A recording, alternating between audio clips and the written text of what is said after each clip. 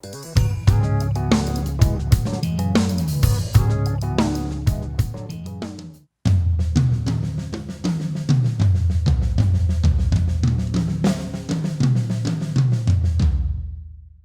how's it going, everyone? I am sitting beside Gavin Harrison, and I wanted to get you to teach us one very powerful exercise to help with your bass drum articulation and coordination.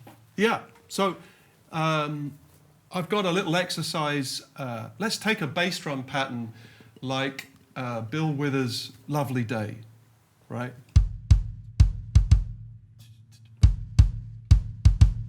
And everyone would normally play that like, or maybe,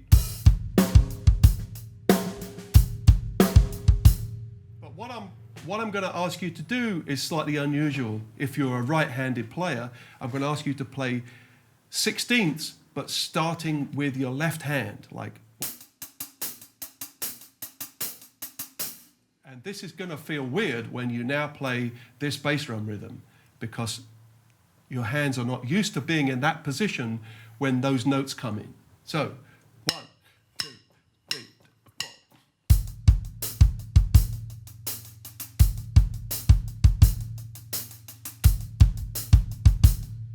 And it's good to play it slower than that.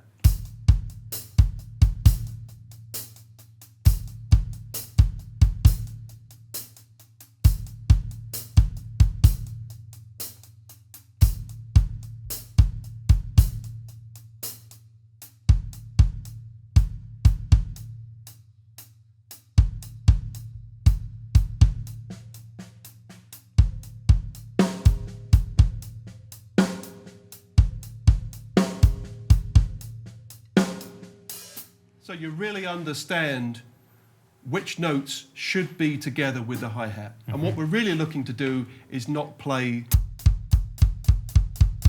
any flams, but the bass drum and the hi-hat, whether it's with the left or the right, without a flam. Right. So that's a kind of a way to start. If you're a right-handed player, play on a tightly closed hi-hat, 16s starting with your left. Right. And then you could try doubles, right, right, left, left, right, right, left, left, as 16s.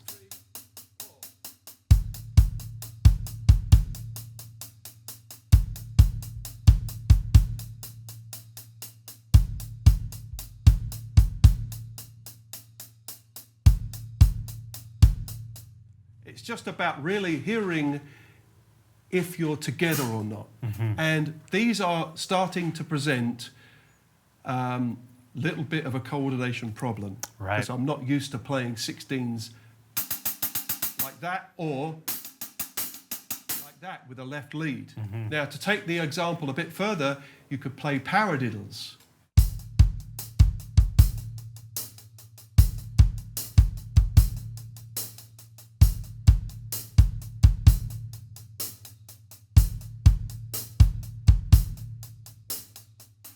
And just, same thing. Focus on the hi-hat and the bass drum being as tight as you can get them. It's not even about playing them particularly in time. I deliberately slow it down so I can kind of zoom in a little bit more with my ears and hear the differences. Mm-hmm. It's not about being on time with the click at this point. It's about being in time with yourself, right? Yeah, we're not even playing to a click at this right. point. It's really about internal sync. And I've heard so many drummers play almost in time. Mm-hmm. You hear a drummer play, there's like these tiny little flams, right? Now, if you're the bass player, you'll be thinking, well, where shall I put the bass? Should I put it with the bass drum or the hi-hat? There's these, it's the difference between sounding really professional or amateur. Right. It's a tiny detail that makes the world of difference. It's not about a big fill, mm-hmm. because 99% of the evening we're playing boom, gap, boom. We're playing easy rhythms. Right. Whatever gig you're doing, you're probably going to be playing at some point, And you're doing that nearly all the night.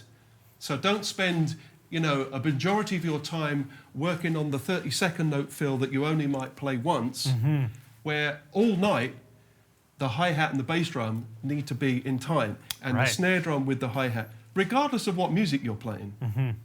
Thank you. Such a good tip. Great exercise. It's harder than you think. I've given it a try, so hopefully that gives you guys a bit of a challenge. And if you like this is just one exercise out of the 40 that we have in a whole course that Gavin Harrison did with us inside of Drumeo. So if you like this concept, head on over to drumeo.com. You can see the full course we've done on this style. But good luck practicing this, and we'll see you guys online.